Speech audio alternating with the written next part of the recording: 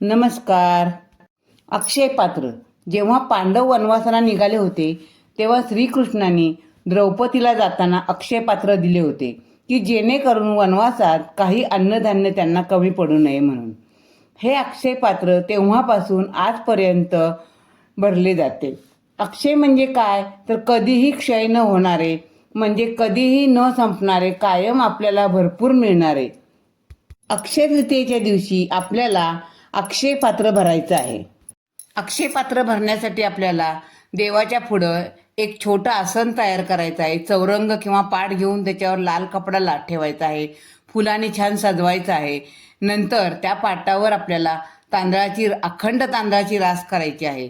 त्यावर आपल्याकडं मातीचं भांडं असेल तर, जर नसेल मातीचं भांडं तर तांब्याचा छोटा तांब्या घेतला तरी सुद्धा चालेल, तो ठेवायचा आहे. त्या मातीच्या भांड्यामध्ये आपल्याला तांदूळ भरायचे आहेत. त्या तांदळामध्ये आपल्याला जी आपल्याकडं आहे 100ची 500ची जी यथाशक्ती आपल्याकडं आहेत पैसे, त्याची नोट त्याच्यामध्ये ठेवायची आहे. त्यानंतर 21 नाणी त्या तांदळामध्ये ठेवायची आहेत. सोन्याचा एखादा दागिना त्याच्यामध्ये ठेवायचा आहे. आणि त्या कलशाची, त्या दागिन्याची, अन्नधान्याची सगळ्याची आपल्याला पूजा करायची आहे. हळद कुंकू अक्षदा वाहून पूजा करायची आहे.